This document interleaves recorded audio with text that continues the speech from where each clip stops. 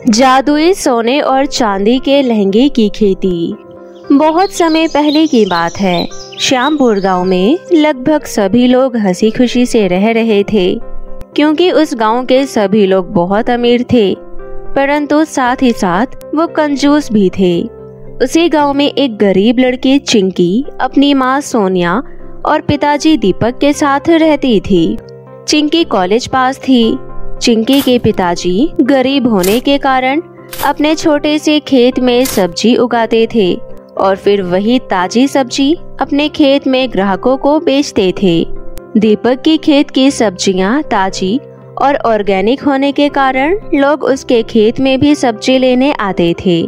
ऐसे ही दिन बीत रहे थे और एक साल बाद महंगाई के चलते दीपक को सब्जियों के दाम बढ़ाने पड़ते हैं, परंतु दीपक की सब्जियों के दाम बढ़ते ही लोग उसके खेत से सब्जी लेना कम कर देते हैं, क्योंकि गांव के कुछ लोग सस्ते में सब्जी देने के लिए तैयार थे, क्योंकि वो लोग केमिकल्स का इस्तेमाल करके सब्जियां उगाते थे। ऐसे ही दिन बीत रहे थे और एक दिन दीपक अपने ग्राहक से कहता है, देखो रामू भाई, तुम्हें तो पता ही है कि महंगाई कितनी बढ़ गई है, इसलिए मैंने अपनी सब्जी के दाम बढ़ा दिए हैं। तो तुम इन सब्जियों के मुझे 50 रुपए दे देना, क्योंकि प्राकृतिक खाद की भी कीमत बढ़ गई है। अरे दीपक भाई, अब तुम घर के लोगों से भी कमाने की सोच रहे हो, और वैसे भी गांव के कुछ लोग तुमसे भी सस्ती सब्जी देने के लिए तैयार है। अगर मुझे महंगी सब्जी ही लेनी होती तो मैं वहीं से ना ले लेता। एक तो मैं तेरे पास तरस खाकर तुझसे सब्जी लेने आया, और ऊपर से तो दिन भर की कमाई मुझसे ही निकालना चाहता है। अरे रामू भाई, समझने की कोशिश करो। मैं जो सब्जियों के दाम तुमसे ले रहा हूँ वो जायज दाम है, इसलिए कृपया करके 50 रुपए दे देना। देख भाई दीपक, एक तो मैं तेरे ऊपर तरस खाकर तेरे पास सब्जी लेने आया। मैंने सोचा तेरे थोड़े बहुत पैसे बन जाएंगे, परंतु तू है कि मुझे ही लूटना चाहता है। मैं तुझे इन सब्जियों के 20 रुपए से ज्यादा नहीं दूंगा। दीपक की मजबूरी थी, इसलिए उसे कम पैसे में ही सब्जी बेचने पड़ते थे। गांव के लोग उसे बहुत कम पैसे देते थे। इसके बाद दीपक घर की ओर जाने लगता है। थोड़ी देर बाद दीपक घर पहुंच जाता है और फिर वो सभी पैसे अपनी पत्नी को देने के लिए बुलाता है। थोड़ी देर बाद सोनिया उसके पास आती है। अरे सोनिया, ये लो, आज खेत में ज्यादा कमाई तो नहीं हुई है, परंतु फिर भी 100-150 रुपए की सब्जी बिक गई है।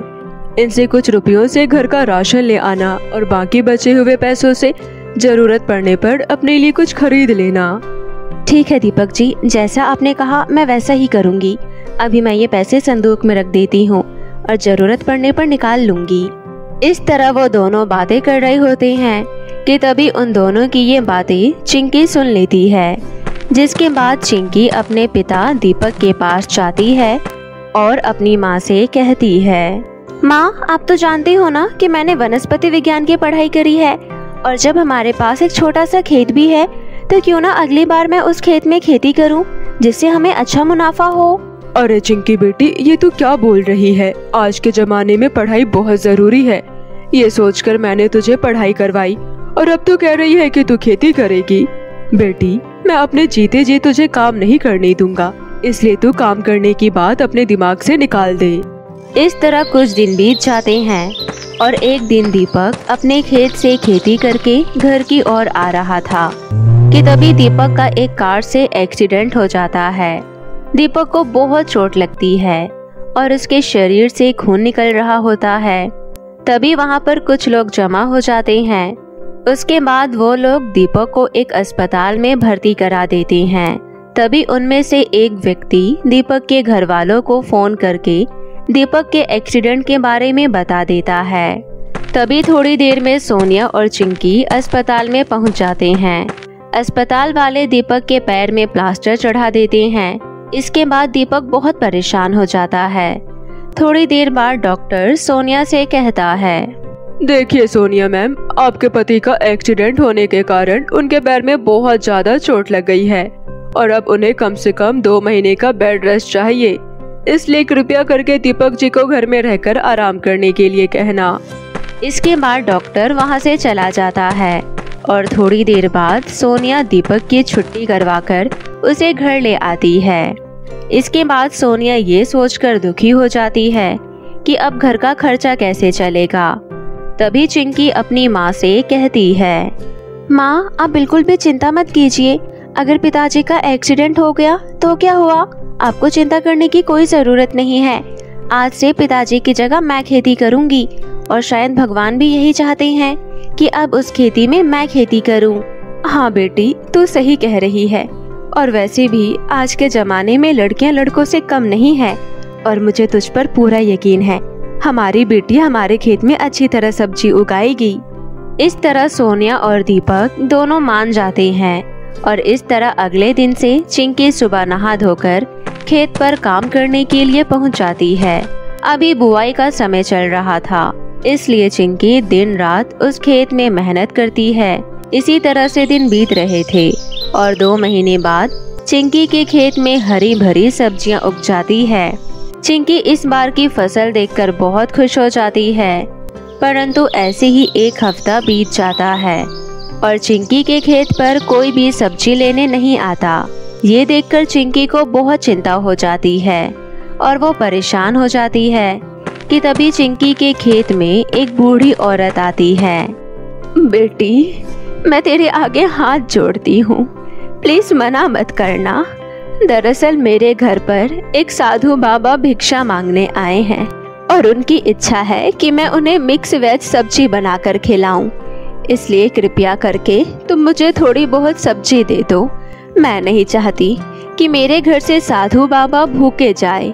बेटी, भगवान तुम्हारा भला करेगा। अरे दादी जी, आप इस तरह सब्जी क्यों मांग रही हो? आपके साथ आपका बेटा या आपके पति नहीं रहते क्या? अरे बेटी, मैं तुझे सभी बात बताती हूँ। दरअसल मेरे पति एक छोटी सी कंपनी में काम करते थे, जिसमें आग लगने के कारण उनकी मृत्यु हो गई और मेरा बेटा अपनी पत्नी के साथ विदेश चला गया। तब से मैं इसी तरह एक छोटी सी झोपड़ी में रहती हूँ। दादी जी, आप बिल्कुल भी चिंता मत कीजिए, अब मैं आपकी सहायता जरूर करूँगी। मैं आपको थोड़ी सब्जियाँ तोड़कर दे देती हूँ, आप वो सभी सब्जियां घर ले जाना। इसके बाद चिंकी थोड़ी बहुत सब्जी तोड़कर एक झोले में भर लेती है। इसके बाद वो बूढ़ी औरत सब्जियां लेकर अपने घर की ओर जाने लगती है। थोड़ी देर बाद वो घर पहुंच जाती है। अरे कमला, तुम गांव से आ गई? चलो चलो, अब जल्दी से किसी भले इंसान के बारे में बताओ जिससे मैं उसकी सहायता कर सकूं। इसके बाद वो बूढ़ी औरत एक परी में बदल जाती है और कहती है, जी महाराज, मैं आ गई, मेरा प्रणाम स्वीकार कीजिए। और आज मैं किसी व्यक्ति के बारे में नहीं बल्कि एक बच्ची के बारे में बताने वाली हूँ। दरअसल महाराज, मैं एक बूढ़ी औरत बनकर एक बच्ची के खेत में गई थी और मैंने उससे थोड़ी सब्जियाँ मांगी और उसने बिना किसी संकोच के मुझे सब्जियाँ भी दे दी, वो भी मुफ्त में। क्या परी, तुम सही कह रही हो? मैंने तो सुना था कि इस गांव के सभी लोग बहुत कंजूस हैं और वो कभी किसी की सहायता नहीं करते, परंतु तुमने एक नेक लड़की खोज ही निकाली। अब तुम्हारे कारण उस लड़की को परोपकार का फल मिलने में देरी नहीं लगेगी।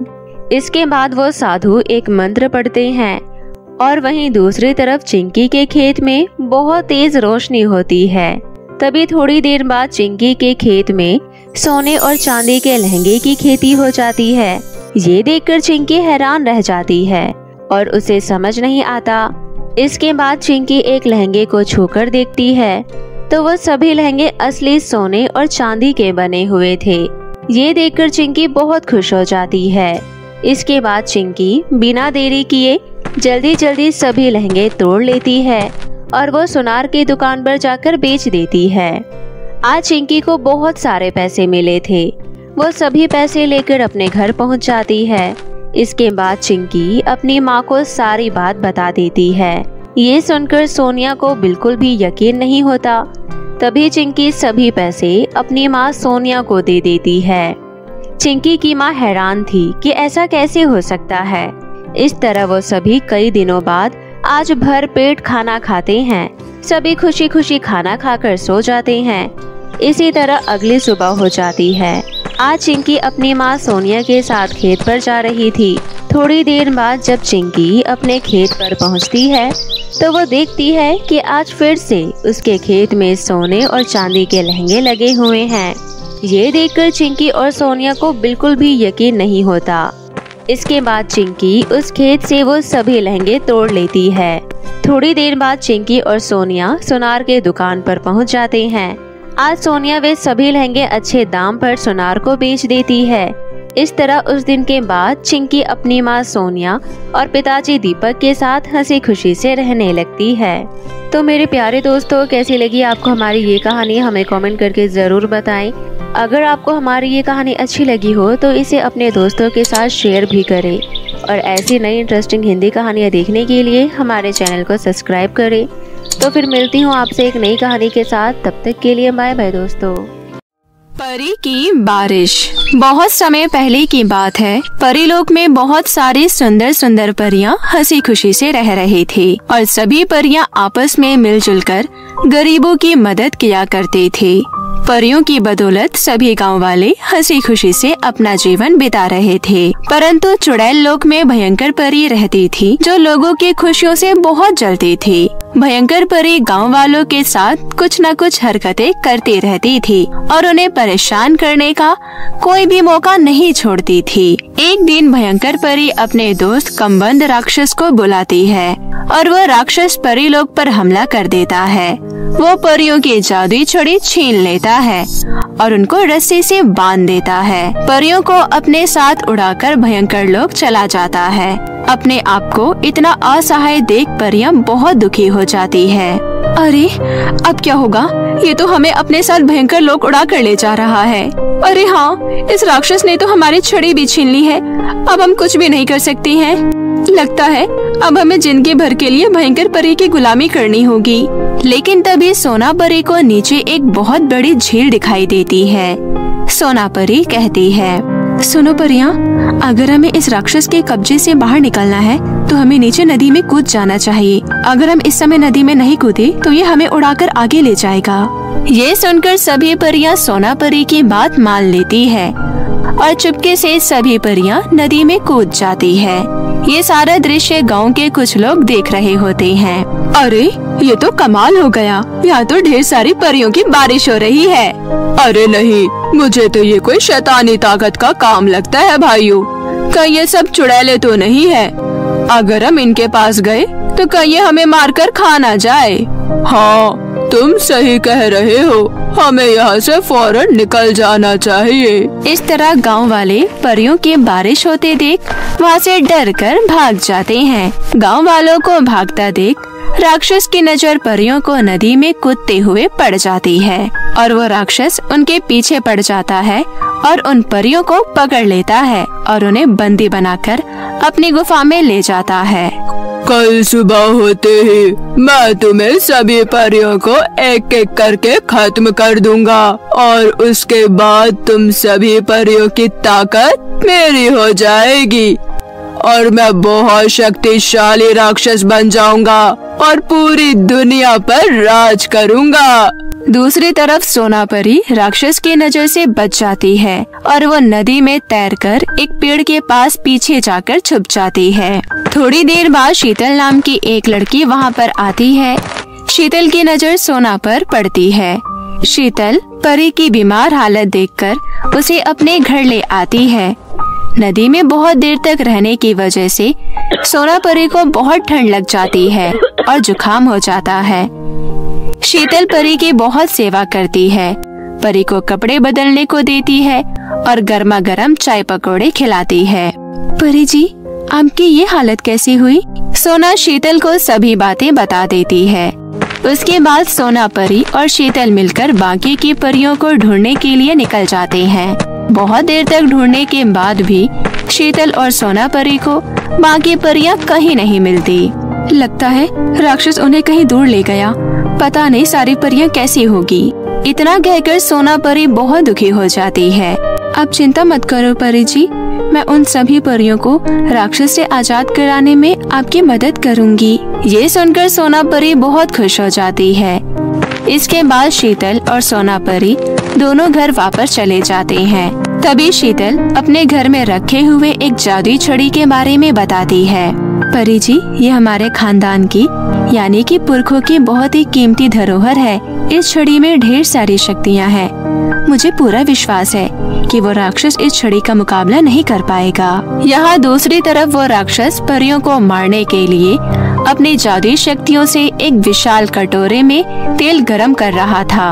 अरे नहीं, लगता है ये राक्षस हमें गर्म तेल से भरे इस कटोरी में डालकर हमें जान से मार देगा। लगता है अब हम सबका बचना बहुत मुश्किल है। चलो तुम सभी परियां अब मरने के लिए तैयार हो जाओ। तुम लोगों ने भयंकर परी का जीना दुश्वार कर रखा है। तुम्हारा मरना बहुत जरूरी है। राक्षस के इतना कहते कहते शीतल और सोना परी वहाँ पहुँच जाती है। राक्षस, उन सभी परियों को छोड़ दो, नहीं तो मुझसे बुरा कोई नहीं होगा। हाँ, अब तुम्हारा समय खत्म हुआ राक्षस। अंत में बुराई का विनाश होना तय है। बुराई अच्छाई के आगे कभी नहीं जीत सकती है। अब तुम्हारा समय खत्म हुआ। भलाई इसी में होगी कि तुम हमसे माफी मांग लो और हमारी सारी परियों को हमें वापस लौटा दो। शीतल और सोना परी की बातें सुनकर राक्षस को बहुत गुस्सा आता है और वो आग बबूला हो जाता है। राक्षस शीतल पर हमला कर देता है। तभी शीतल अपनी पुरखों की धरोहर वो जादुई सोने की छड़ी बाहर निकालती है और वो उस छड़ी से राक्षस से लड़ना शुरू कर देती है। कुछ देर तक शीतल और राक्षस में युद्ध चलता रहता है।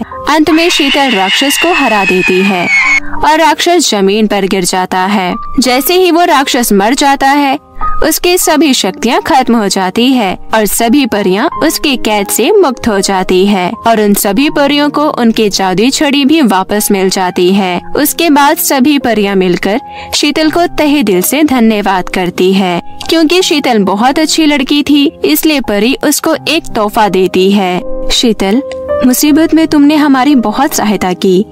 इसके बदले में हम तुम्हें कुछ देना चाहते हैं। सोना परी शीतल को एक जादुई छड़ी देती है। शीतल, क्योंकि तुमने हम सभी परियों को हमारी छड़ी वापस दिलवाई है, इसलिए मैं भी तुम्हें ये जादुई छड़ी देना चाहती हूँ। इस छड़ी की मदद से तुम लोगों की मदद कर सकती हो। जिस तरह हम सभी परियां गरीबों की जरूरत में मदद करती है, आज के बाद तुम भी उनकी मदद कर सकोगी। लेकिन परी जी, आप ये जादुई छड़ी इतने विश्वास के साथ मुझे कैसे दे सकती हैं? अगर लालच में आकर मैंने कोई गलत काम कर दिया तब क्या होगा? शीतल, कुछ दिनों में मैंने तुम्हें बहुत अच्छे से पहचान लिया है और मुझे पूरा यकीन है तुम एक बहुत ही नेक दिल और ईमानदार लड़की हो और तुम कभी किसी का बुरा नहीं चाहोगी। इसलिए मैं तुम्हें ये छड़ी देना चाहती हूँ। धन्यवाद परी जी। मैं भी आज के बाद आप सभी परियों की तरह जरूरतमंद लोगों की मदद किया करूँगी। इतना कहकर सभी परियों को अलविदा कहती है और सभी परियां वापस परीलोक चली जाती है। यहाँ पृथ्वी पर शीतल जादुई छड़ी की मदद से गरीबों की सहायता और अपने आगे का जीवन जादुई छड़ी के साथ हंसी खुशी से बिताती है। तो मेरे प्यारे दोस्तों, कैसी लगी आपको मेरी ये कहानी?